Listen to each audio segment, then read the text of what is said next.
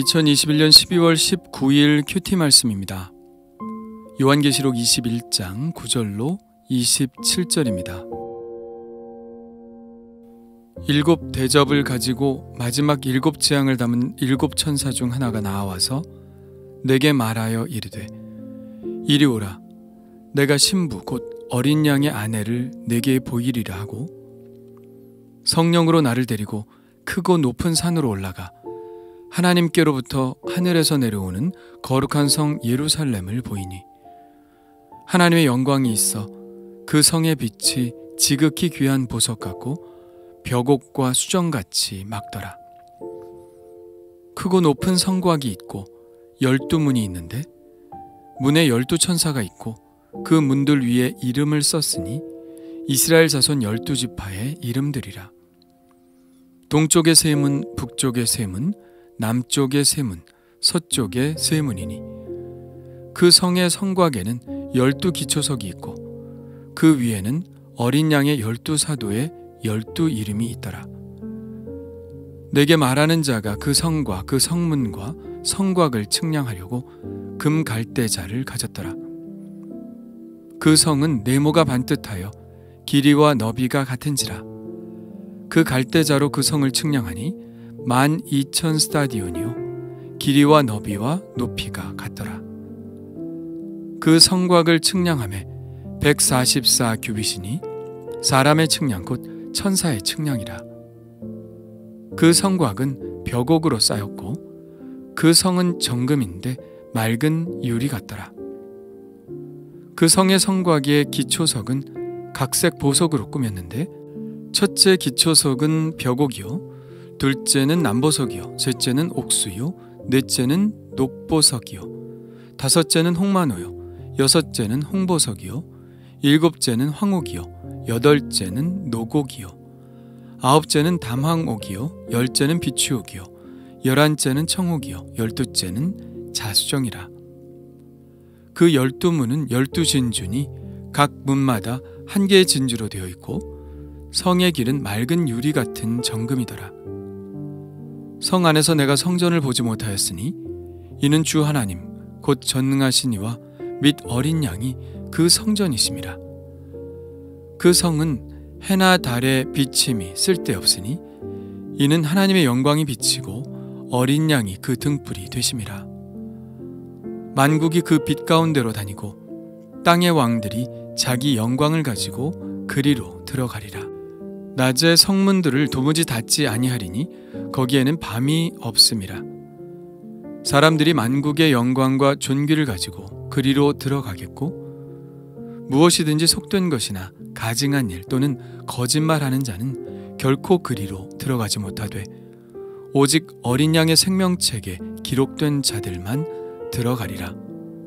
아멘. 일곱 대접을 가지고 마지막 일곱 재앙을 담은 일곱 천사 중 하나가 요한에게 나와 어린 양의 아내를 보여주겠다고 말합니다. 그는 성령에 이끌려 높은 산으로 올라가죠. 거기서 그가 본 것은 하늘에서부터 내려오는 거룩한 성 예루살렘입니다. 그렇다면 어린 양의 아내는 거룩한 성 예루살렘일까요? 19장에서는 어린 양의 신부는 모든 시련을 견뎌낸 예수님의 교회였는 그렇다면 누가 정말 어린 양 예수님의 신부일까요? 교회일까요? 아니면 예루살렘 성일까요? 결론은 둘 다 맞습니다. 구속함을 받은 예수 그리스도의 교회가 바로 새 예루살렘이기 때문입니다. 새 예루살렘이 교회를 의미한다는 사실은 14절에서 볼 수 있는데요. 그 성의 성곽에는 12기초석이 있고 그 위에는 어린 양의 12사도의 12 이름이 있더라. 교회는 사도의 선포를 기초로 삼습니다. 예수님은 베드로에게 이렇게 말씀하셨죠. 또 내가 네게 이르노니 너는 베드로라. 내가 이 반석 위에 내 교회를 세우리니 음부의 권세가 이기지 못하리라. 베드로는 사도의 대표성을 갖습니다. 예수님은 바로 그 사도들 위해 교회를 세우겠다고 하셨으니 사도들의 이름이 기초석으로 있는 새 예루살렘은 바로 교회라고 할 수 있는 것이죠. 에베소서에는 이런 말씀이 있습니다. 너희는 사도들과 선지자들의 터 위에 세움을 입은 자라. 그리스도 예수께서 친히 모퉁이 돌이 되셨느니라. 에베소서는 교회에 관한 말씀으로 가득 차 있죠. 바로 이방인들과 유대인들이 하나가 된 하나인 교회를 말씀하고 있습니다. 이제 더 이상 성전은 예루살렘에 있는 것이 아니라 유대인들과 이방인들이 모퉁이돌 되신 예수님 안에서 하나가 된 교회가 바로 하나님의 참된 성전인 것이죠. 에베소서의 말씀에서 사도들은 예수를 증언하는 증언자들이요, 선지자들은 예수님의 오심을 증언한 증언자들입니다. 교회는 바로 그들의 참된 증언, 예수 그리스도에 대한 증언 위에 세워진 것이죠. 자, 그렇다면 이런 의문도 남습니다.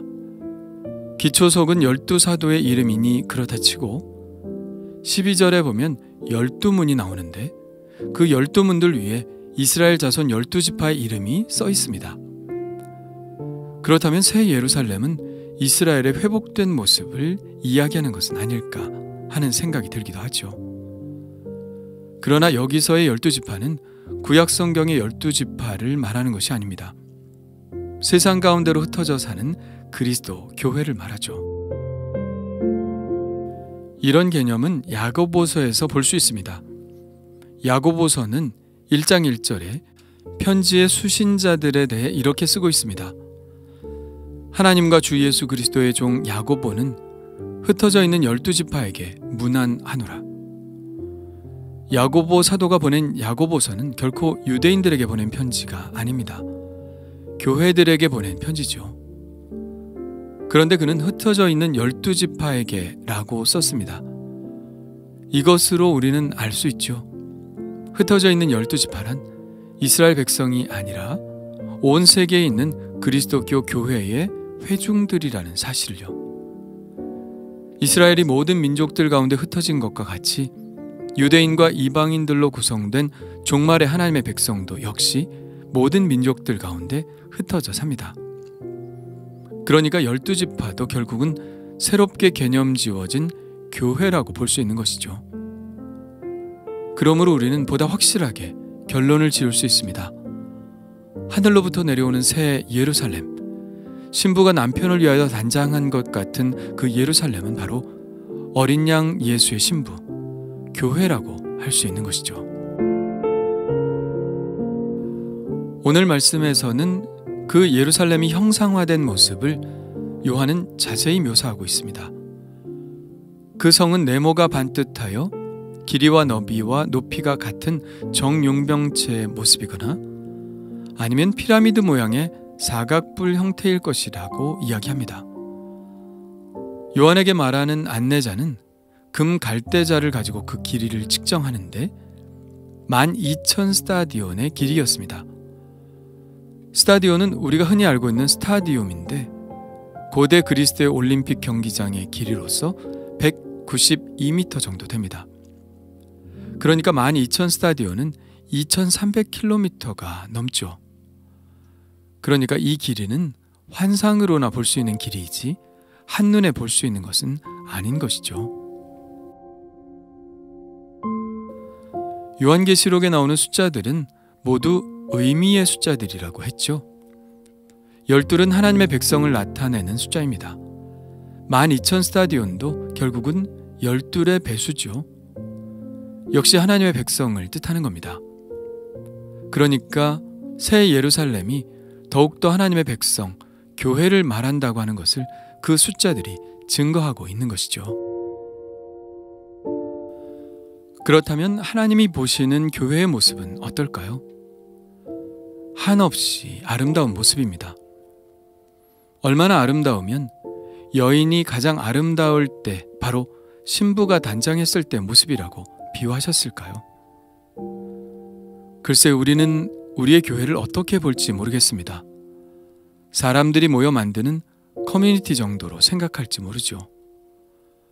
그러나 그것은 우리의 왜곡된 시각이 빚어낸 생각이고, 하나님이 보시기에 교회는 정말 찬란하게 아름다운 형상입니다. 왜 그럴까요? 그것은 하나님의 영광 때문이죠.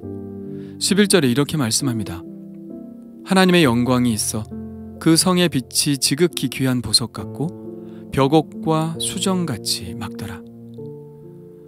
우리의 모습은 부끄러운 것이 많지만, 우리는 스스로 빛을 낼 수도 없지만, 하나님의 영광의 빛이 비춰주시니 교회가 보석처럼 반짝반짝 빛나게 되는 것이죠.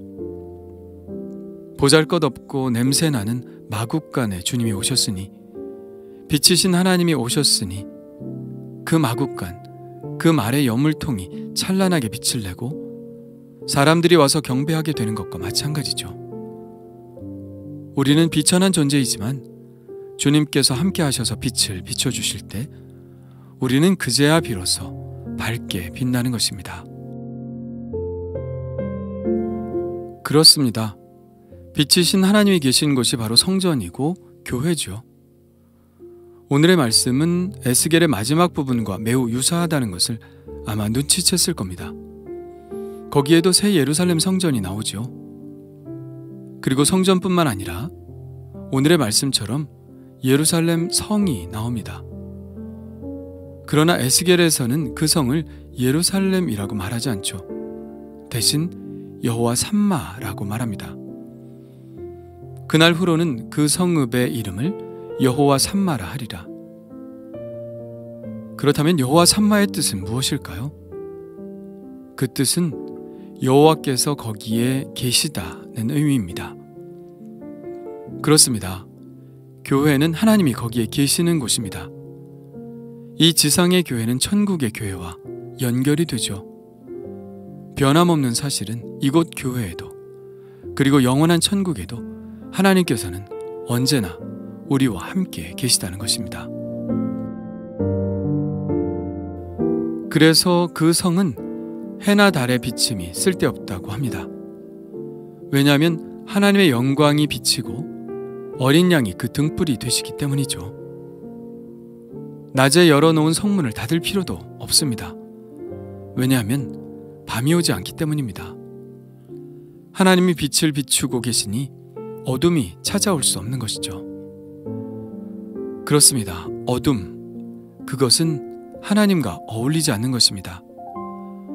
그래서 하나님과 어울리지 않는 어둠의 요소들은 그 성에 전혀 들어올 수 없죠. 무엇이든지 속된 것이나 가증한 일 또는 거짓말하는 자는 결코 그리로 들어가지 못하되 오직 어린 양의 생명책에 기록된 자들만 들어가리라. 예, 하나님과 어울리지 않는 것은 그 성에 범접할 수 없습니다. 그들에게 어울리는 곳은 따로 있죠. 바로 둘째 사망 지옥이 그들과 어울리는 곳입니다. 하나님께서 우리를 그리스도의 아름다운 신부로 여겨주시고 주의 영광을 비춰주시사 보석보다 찬란하게 만들어주셨습니다. 그러니 순결한 그리스도의 신부답게 어둠 가운데 행하지 않고 주님이 비춰주시는 그 빛을 따라 단정하게 행하는 사람이 되기를 원합니다. 제 안에 있는 어둠을 물리쳐 주시기를 간절히 기도합니다. 주님 감사합니다. 비천한 저희들을 들어 그리스도의 신부로 삼아주시니 감사합니다. 그럴 자격이 없음에도 우리를 보석같이 귀하게 여겨주시고 주님의 영광의 빛을 비춰주시니 감사합니다. 사도들의 증언 위에 세워진 교회이니 주님의 말씀을 귀히 여기고 보다 더 많은 사람들이 이 말씀의 토대 위에 사는 교회가 될 수 있도록 주님을 증언하는 입술이 되게 하여 주옵소서. 눈에는 보이지 않으나 지금도 여전히 저희들에게 주님의 얼굴빛을 비춰주신 줄 믿습니다. 어둠 가운데 행하지 않도록, 걸려 넘어져 실족하는 삶을 살지 않도록 오늘도 우리를 살펴 주옵소서. 예수님의 이름으로 기도합니다. 아멘.